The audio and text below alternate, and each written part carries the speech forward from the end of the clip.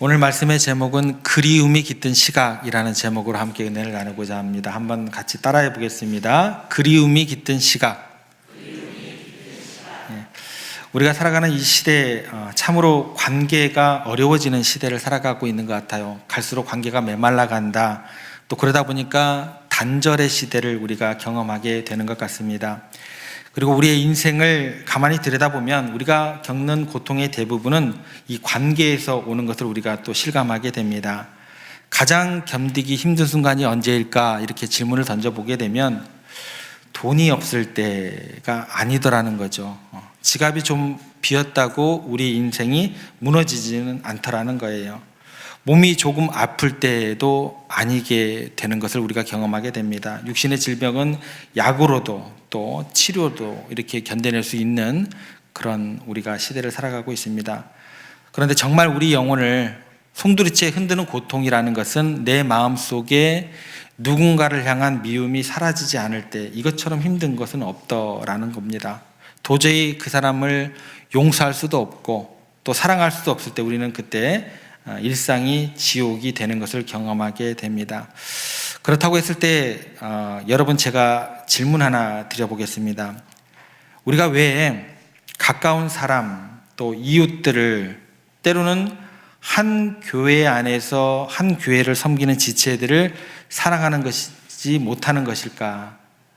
제가 한번 질문을 드려놓고 보니까 이게 어려운 질문인 것 같아요. 그래서 제가 대신 대답을 준비했습니다. 그때 우리가 이렇게 대답을 하게 돼요. 그 사람이 나에게 상처를 줬기 때문입니다. 그렇게 대답을 하기도 하고 또 그 사람이 성격 때문이에요 라고 이렇게 대답하기도 합니다. 그래서 이제 결론적으로 이야기할 때 뭐라고 얘기냐면 그 사람은요, 사랑받을 자격이 없어요. 형편없는 인간이기 때문에 그렇습니다. 그러면서 우리가 이제 항상 대답의 어떤 그 결과는 뭐예요? 문제의 원인을 그 사람 때문입니다 라고 하면서 그 사람에게 찾게 되는 것 우리가 보게 됩니다. 그런데 여러분, 정말 그럴까요? 한번 진지하게 한번 돌아보시기를 바랍니다. 이와 관련해서 기독교 영성가들이 자주 이용하는 굉장히 유명한 예화가 하나 있습니다. 어쩌면 여러분들 한 번쯤은 들어보실 만한 그런 예화인데요, 더러운 창문에 대한 이야기입니다. 한 젊은 부부가 새 집으로 이사를 갔어요. 다음날 아침 아내가 식탁에 앉아서 창문을 통해서 이웃집 마당을 내다보다가 깜짝 놀라면서 남편에게 이렇게 이야기를 합니다. 여보, 저 앞집 빨래 좀 봐. 세탁기가 고장났나? 빨래 얼룩이 그대로 있네. 저 집 여자는 아마도 게으른 것이 아닐까? 아내가요, 그 후로도 며칠 동안 계속해서 창밖을 볼 때마다 이웃집의 더러운 빨래를 이렇게 흉을 봤습니다. 그러던 어느 날 아침에 아내가 창밖을 보다가 소스라치며 놀랐습니다. 이웃집 빨래가 그날 너무나 하얗고 깨끗하게 보이는 거예요. 어머 여보, 오늘 웬일로 빨래가 저렇게 깨끗하지? 저 여자가 드디어 빨래하는 법을 배웠나 봐. 게으른 걸 그만두기로 결정을 했나 봐. 그때 맞은편에서 커피를 마시던 남편이 미소를 지으면서 이렇게 이야기를 했습니다. 여보, 저 집 빨래가 바뀐 게 아니라 내가 오늘 아침 일찍 일어나서 우리 집 창문을 닦았어. 굉장히 유명한 예화예요. 영성가들이 항상 쓰는. 여러분, 우리가요, 늘 저 사람의 빨래가 더럽다고 손가락질합니다. 저 사람 인격이 문제고 성격이 문제고 그렇게 비난을 합니다. 하지만 진실은 뭐예요? 저 사람의 빨래는요, 더러웠던 적이 없어요. 바로 내가 세상을 내다보는 내 마음의 창문이 더러워졌던 겁니다. 나의 이익, 내 자존심, 내 상처라는 먼지와 얼룩이 덕지 묻은 그 더러운 창문을 통해서 상대방을 보고 우리가 세상을 바라보다 보니까 온통 어떻게 보이는 거예요? 더럽게만 보이는 겁니다. 내 창문이 깨끗하지 않은데 어떻게 상대방의 진짜 모습을 볼 수 있겠냐라는 거예요. 그래서 우리는 사랑이 불가능한 겁니다. 내 창문을 닦지 않으면요, 내 시각이 바뀌지 않으면요, 관계는 결코 치유되지 않습니다.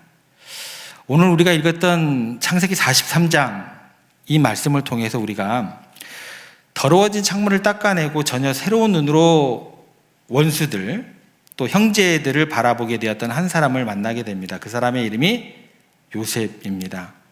먼저 오늘 본문의 상황을 좀 더 구체적으로, 좀 입체적으로 우리가 좀 들여보기를 원합니다. 지금 장소는 어디냐면 요셉의 집 거실입니다. 그리고 그 거실에는 숨막히는 긴장감이 돌고 있었습니다. 형들이 지금 두려움에 떨고 있었어요. 근데 그냥 떠는 정도가 아니라 죽음의 공포를 지금 느끼고 있었다라는 겁니다. 왜냐하면 지난번에 양식을 구하러 왔을 때 정탐꾼으로 몰려서 한번 곤욕을 치렀던 경험이 있었습니다. 게다가 설상가상으로 돌아가는 길에 곡식자루에 이미 지불하고 없어야 될 돈뭉치가 발견이 되었어요. 이제는 꼼짝없이 도둑으로 스파이로 몰려가지고 죽임을 당하거나 아니면 노예로 끌려가도 아무 말 할 수 없는 그런 상황이었다라는 겁니다. 그래서 그들은 지금 어떤 행동을 취하게 되냐면 애굽의 총리 앞에서 그들의 목숨을 부지하기 위해서 납작 엎드려 있게 되었습니다. 그런데 여러분, 이제 이 형들만 있었던 게 아니에요.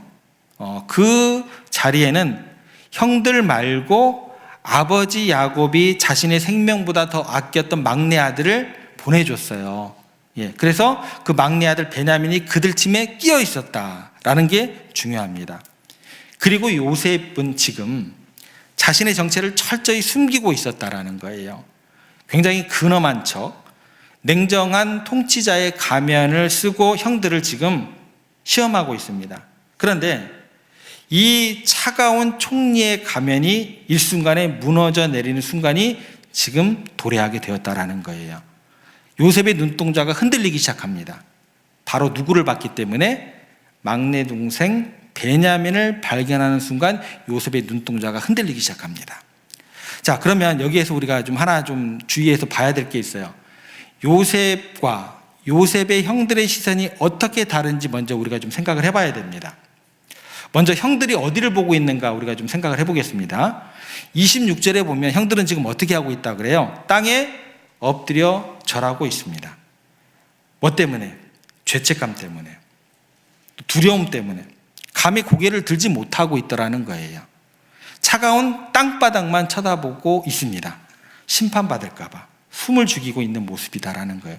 이것을 생각할 때 이렇게 접근하시면 돼요. 율법 아래에 있는 우리들의 모습이다라고 생각을 하시면 돼요.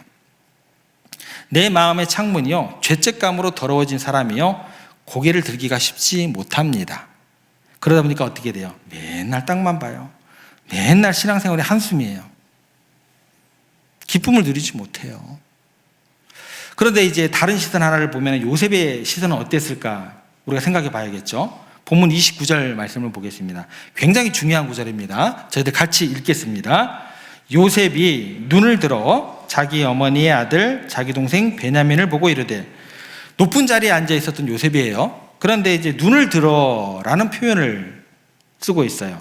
눈을 들어서 그들을 보게 되더라는 것입니다. 원래 보통 권력자라면요, 엎드려 있는 죄인들 거들떠 보지 않습니다.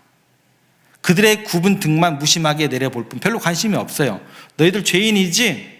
이런 어떤 정죄함의 그런 시선 말이 난무할 뿐입니다. 그런데 요셉이 지금 형들을 심판하려는 그 차가운 시선을 거두고 뭐예요? 눈을 들어서 그들을 바라보고 있었다라고 기록되어 있어요. 그리고 그 시선이 이동하다가 마침내 한 사람에게 고정이 됩니다. 그 사람이 누구예요? 막내 베냐민에게 시선이 고정되더라는 거예요. 그러면 왜 하필 베냐민이었을까요? 단순히 베냐민이 이뻐서 그게 아니죠. 형제들 사이에 섞여 있는 베냐민은 요셉에게 잊고 있었던 어머니의 사랑을 떠올리게 할 만한 존재더라는 거예요. 아픈 손가락이었다라는 거예요. 그래서 요셉이 눈을 들어 베냐민을 보는 순간 그동안 꽁꽁 얼어붙었던 요셉의 마음이 어떻게 돼요? 녹아내리기 시작하는 거예요. 베냐민을 통해서 어머니를 보고 긍휼의 마음이 흘러넘치게 되고 이제 엎드려 있는 모든 형제들까지 내가 용납할까? 품을 수 있을까? 그 사랑의 눈이 열리기 시작했다라는 거예요. 여러분, 사랑이 뭐예요? 상대방의 그 죄책감에 눌려 고개를 숙인 그 사람을, 그의 허물을 보지 않고 눈을 들어서 그 사람 존재 자체를 바라보기 시작하는 게, 그게 사랑이다라는 거예요. 이것을 이 사건으로만 접하지 말고 우리와 주님의 관계로 오늘 우리가 적용할 수 있어야 된다는 거예요. 여러분, 지친 몸을 이끌고 이번 한 주간 지내시면서 잘못했던 그 마음, 죄책감 안고 예배당에 오셨을 거예요. 그럼 여러분들 어떤 모습으로 들어올 수밖에 없어요? 부끄러워 고개를 숙일 수밖에 없다라는 거예요. 주님, 저는 죄인입니다 라고 여러분들 땅을 보면서 들어오시게 되더라는 거예요. 그런데 우리 주님은요, 높은 보좌에 앉아서 우리를 외면하지 않으신다라는 겁니다. 주님께서 눈을 들어 이 자리에 앉은 여러분 한 사람 한 사람을 주목하고 계시는 우리 주님이다라는 거예요. 그래서 여러분들 고개 숙이고 있으면 여러분들의 뭐만 보여요? 정수리만 보이잖아요. 정수리 보기 원치 않으시는 하나님이시다라는 거예요.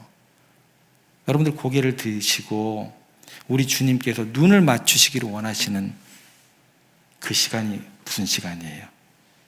이 시간이에요. 그래서 주님께서 뭐라고 하실까요? 고개 들어라. 내가 너 알아.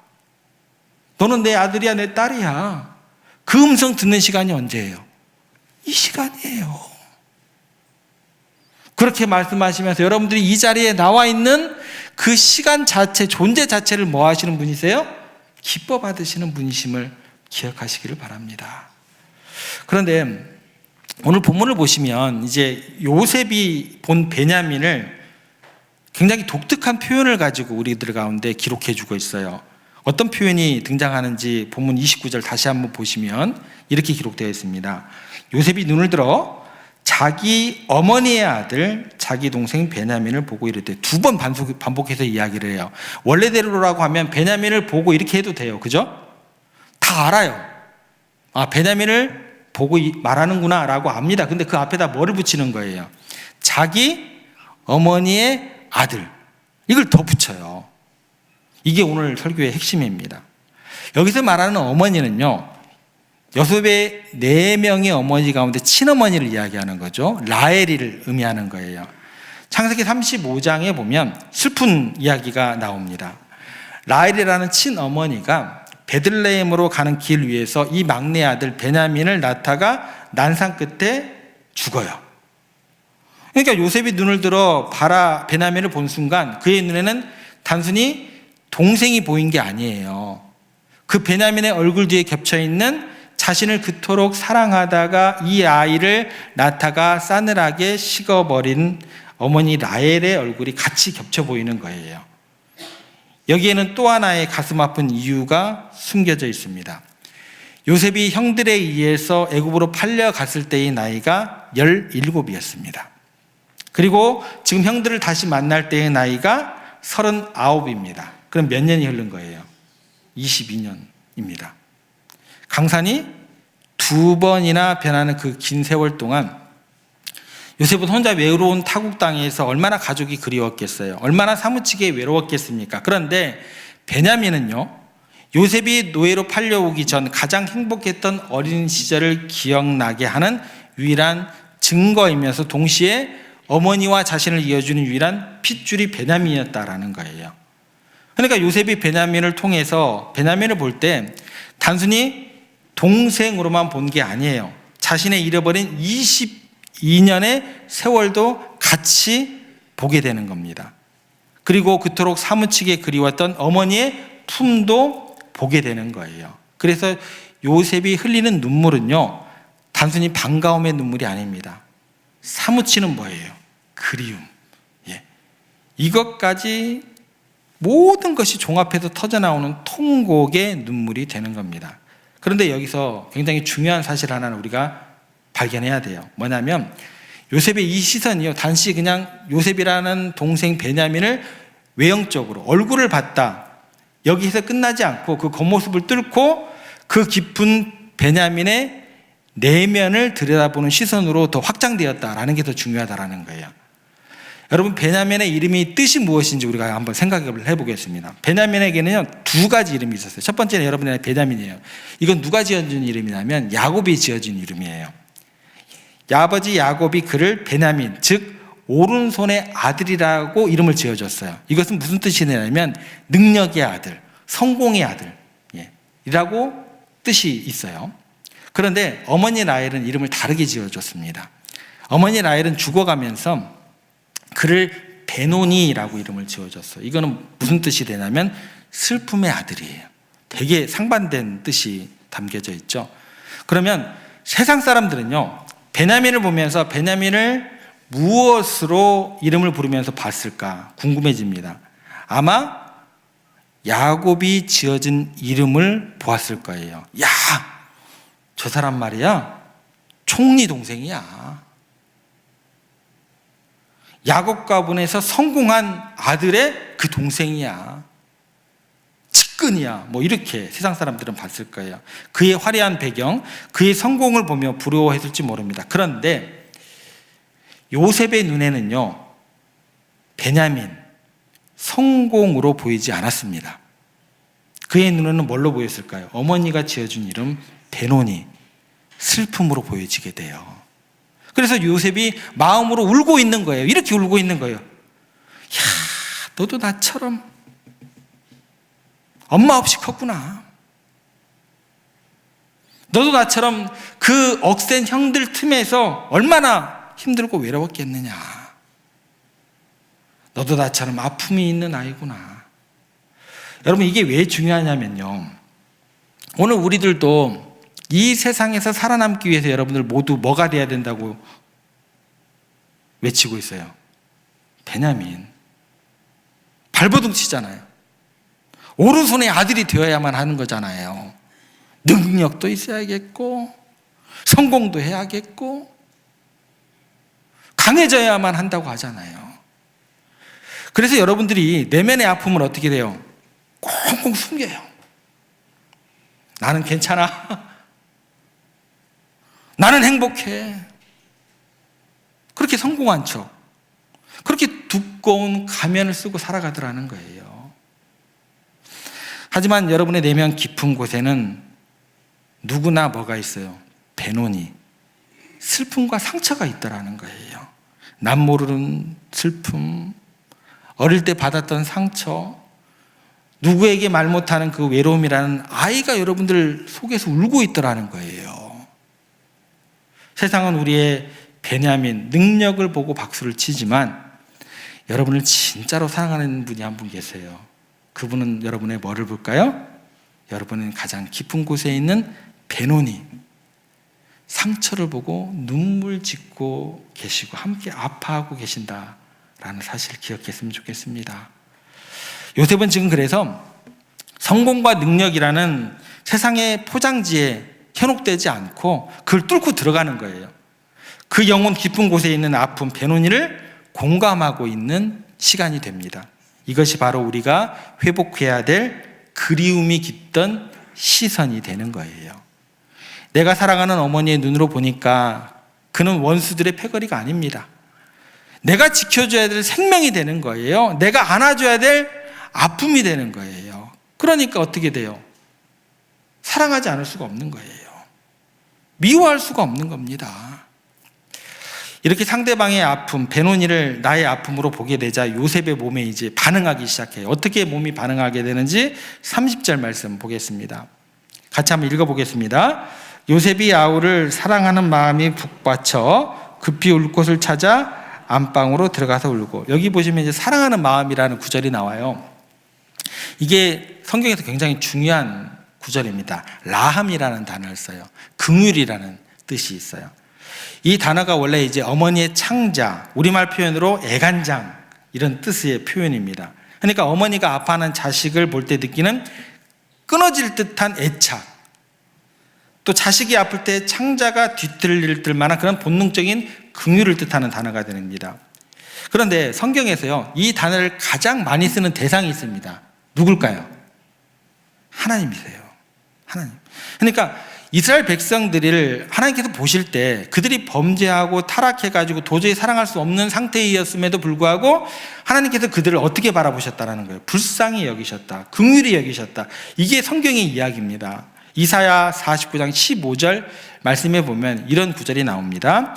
여인이 어찌 그 젖먹는 자식을 잊겠으며 자기 태에서 난 아들을 긍휼히, 이게 라함이에요. 긍휼히 여기지 않겠느냐. 그들은 혹시 잊을지라도 나는 너를 잊지 아니할 것이라. 그러니까 요셉이 베냐민을 보며 느꼈던 그 창자가 끊어지는 사랑은 사실 요셉의 인격이 훌륭해서가 아닙니다. 그 순간 하나님의 마음이 누구에게 부어진 거예요? 요셉에게 부어진 겁니다. 죄인된 우리를 바라보시면서 십자가에서 가슴을 찢으셨던 하나님 아버지의 긍휼이 요셉의 눈을 통해서 흘러나온 것으로 이해하시면 된다는 거예요.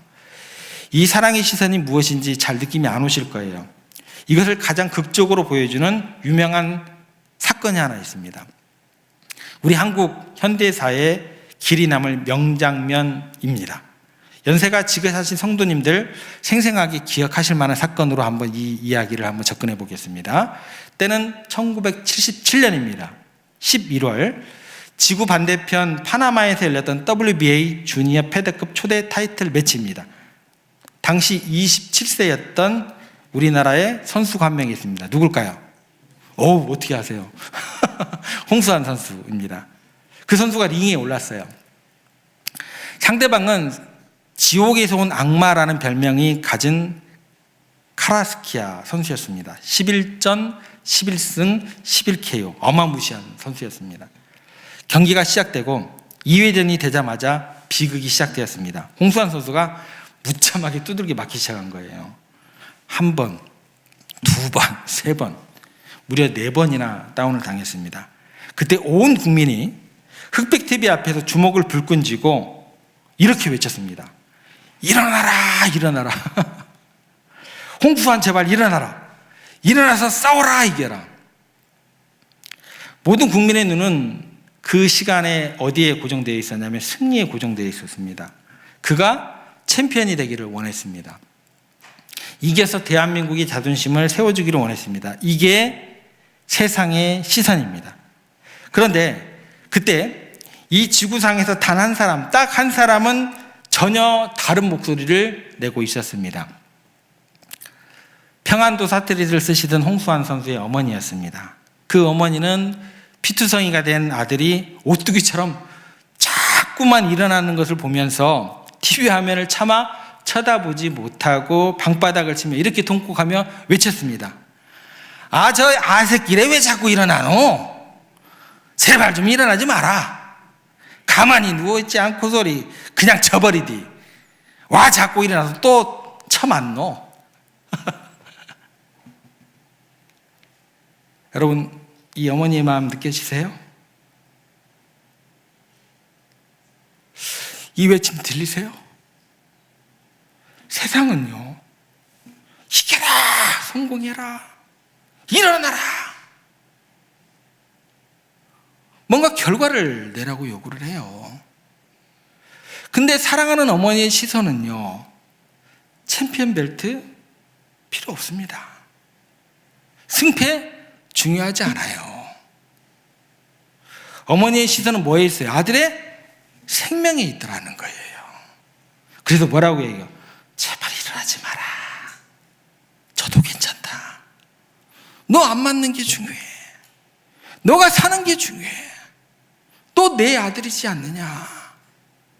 이것이 사랑의 시선입니다. 사랑의 눈으로 보면은요, 성공과 실패 별로 중요하지 않습니다. 이익과 손해 별로 중요하지 않아요. 자존심 중요하지 않습니다. 그저 그 사람의 존재 자체가 소중할 뿐이에요. 그가 아프지 않는 것, 평안하게 지내는 것, 그것만이 유일한 관심사로 남게 되더라는 거예요. 요셉이 베냐민을 볼 때 가졌던 그 눈이 바로 이 눈입니다. 과거의 원한, 현재의 상황, 그 모든 것을 뛰어넘어서 오직 어머니의 아들, 그 생명 하나만을 바라보더라는 거예요. 여러분, 육신의 어머니도 자신의 아들을 볼 때 승패나 성공이 아니라 오직 생명 그 자체만을 귀하게 여길진데, 하물며 여러분을 창조하시고 여러분을 위해 독생자를 주신 하나님 아버지의 마음이 어떠하시겠느냐 한번 생각해 보시기 바랍니다. 하나님께서 오늘 저와 여러분들을 어떻게 바라보고 계실까 잊지 마시기를 바랍니다. 우리가 하나님 보시기에 사랑받을 자격이 있어요? 근데 그 자격 얻으려고 왜 그렇게 노력하시냐는 거예요. 여러분이 훌륭해서 하나님께서 여러분을 구원해 주셨어요? 왜 그렇게 훌륭해지시려고 노력하시는데요? 솔직히 한번 돌아보시기 바랍니다. 여전히 죄인이잖아요. 성경이 말씀하신 대로 전적으로 타락한 인간이 저잖아요. 하나님 앞에 약속한 것 밥 먹듯이 여긴 배신자들이 우리잖아요. 속에는 탐욕과 미움이 가득하잖아요. 하나님의 공의로운 눈, 심판자의 눈으로 본다면 우리는 진작에 심판받아도 이야기할 수 없는 존재들이잖아요. 그런데도 하나님께서 우리를 보시고 나의 사랑하는 자야, 내가 너를 기뻐하노라, 너는 내 아들이다, 내 딸이다, 존귀하다고 말씀해 주시는 하나님이시다라는 거예요. 그러면 우리 하나님은 왜 그러실까요? 아마 하나님께서 눈이 어두워지셨을 거야. 아니죠. 하나님께서 안경을 쓰고 계신다라는 겁니다. 우리의 죄된 모습을 맨눈으로 보지 않으시고 갈보리 언덕 십자가에 달리신 예수 그리스도의 붉은 안경을 통해서 우리를 바라보고 계신다라는 거예요. 그래서 하나님께서 우리를 보실 때 마치 요셉이 베냐민에게서 어머니를 보았듯이 하나님은 우리에게서 우리를 위해 십자가에서 물과 피를 다 쏟으신 독생자 예수님의 얼굴을 겹쳐서 보시고 계신다라는 거예요. 이 사람은 내 아들 예수가 목숨을 바쳐 살려낸 사람이구나. 이 영혼은 내 사랑하는 독생자가 자기 생명과 맞바꿔서 구한 값비싼 영혼이구나. 이것을 어려운 단어로 뭐라고 얘기를 하냐면 칭의라고 얘기합니다. 칭의. 이 단어 설명하려고 이렇게 제가 복잡하게 돌아왔네요. 칭의가 뭘까요? 예수님의 의로움이 우리에게 전가되어서 하나님은 우리를 예수님처럼 대해주신다라는 게 칭의가 되는 겁니다. 이것이 감상적인 이야기가 아니에요. 여러분 학창시절에 셀로판지 시험 해보신 적 기억나실 거예요. 빨간색 글씨 위에 빨간색 셀로판지를 갖다 대면 그 순간 어떤 일이 일어나요? 그 글씨가 사라져버리잖아요. 빨간색이 사라지고 그냥 하얀 백지만 나타나게 됩니다. 이것을 이사야서 1장 18절에서 이렇게 말씀을 하십니다. 같이 한번 읽어보겠습니다. 너희 죄가 주홍 같을지라도 눈과 같이 희어질 것이요. 우리 죄는 주홍색이고 피같이 붉은 죄입니다. 도저히 지워지지가 않습니다. 그런데 하나님께서 예수 그리스도의 보혈, 그 붉은 피의 안경, 그 셀로판지를 딱 두고 우리를 보시면 어떤 일이 벌어지게 돼요? 그 붉은 죄가 더 이상 보이지 않게 되는 거예요. 그래서 뭐라고 표현되어 있어요?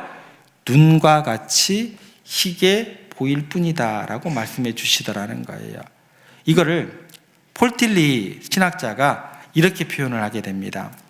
우리는 가치 있는 인간에게 하나님께서 우리를 사랑하는 것이 아니라 하나님께서 우리를 사랑하시기 때문에 우리가 가치 있는 인간이 된 것입니다. 이걸 뭐라고 할까요? 기적이라고 하는 거예요. 이걸 뭐라고 해요? 복음이라고 하는 겁니다. 우리의 가치는요, 행위와 자격에 있지 않습니다. 우리의 가치는 우리를 바라보시는 하나님의 시선에 달려 있습니다. 그분이 나를 예수님 자리로 봐주시기 때문에 우리는 천하보다 귀한 존재가 되었음을 믿으시기를 바랍니다. 말씀을 좀 정리해 보겠습니다. 오늘 말씀을 통해서 사랑의 관계를 회복하는 첫 번째 단추 뭐예요? 시각의 교정에 있음을 배웠습니다. 이 시간 결단하시기를 바랍니다. 우리가 쓰고 있던 낡은 안경, 더러운 창문 벗고 닦아내시기를 부탁을 드립니다. 내 감정, 내 이익, 저 사람은 나한테 이렇게 했어 라는 피해의식, 그런 얼룩을 닦아내시기를 부탁을 드립니다. 그리고 예수님의 안경을 쓰시기를 부탁을 드립니다. 이번 한 주간 삶의 현장에서 마주칠 사람들을 떠올려 보시기를 바랍니다. 직장에서 여러분들이 힘들게 하는 상사, 또 후배 동료들 있을 거예요. 가정에서 여러분들이 힘들게 하는 사람들이 있을 겁니다. 혹은 교회 안에서 관계를 껄끄럽게 하는 지체들도 있을 겁니다. 그때 그 사람의 현재의 모습을 보지 마시고 나에게 한 행동만 보지 마시기를 바랍니다. 그 사람 뒤에 서 계신, 그 사람을 위해 십자가를 지신 예수님을 바라보시면서 속으로 이렇게 다짐하시기를 바랍니다. 저 사람이 비록 나에게 상처를 주었지만 예수님이 십자가에서 피 흘려 사랑하신 사람이구나. 예수님께서 자기 목숨을 바쳐서라도 구원하고 싶어 하시는 사람이구나. 내가 사랑하는 예수님이 그토록 아끼는 사람이라고 한다면 나도 조금은 그 사람을 함부로 대하는 것을 좀 멈춰야겠구나. 그 마음으로 연결되었으면 좋겠습니다. 내 눈이 아니라 주님의 눈으로 바라볼 때 미움이 그 순간 눈 녹듯 사라지고 그 자리에 요셉이 느꼈던 라함, 그 긍휼이 싹트게 될 줄 믿습니다. 정죄는 사라지고 그 순간 축복의 말이 터져 나올 줄 믿습니다. 오늘 29절 하반절에 보면 요셉이 베냐민에게 했던 그 축복의 말, 우리가 다시 한번 읽어보겠습니다. 소자여, 하나님이 내게 은혜 베푸시기를 원하노라. 이것이 사랑의 눈을 뜬 사람들의 고백이 되는 거예요. 이것이 예수님의 안경을 쓴 사람들의 언어가 되는 겁니다.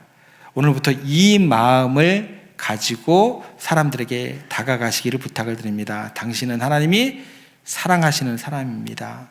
주님의 눈으로 당신을 봅니다. 하나님의 은혜가 당신에게 있기를 원합니다. 그때 여러분의 가정에, 여러분의 일터에, 그리고 우리 교회 안에 요셉이 경험했던 그 뜨거운 화해와 진정한 사랑의 기적이 강물처럼 흐르게 될 줄 믿습니다.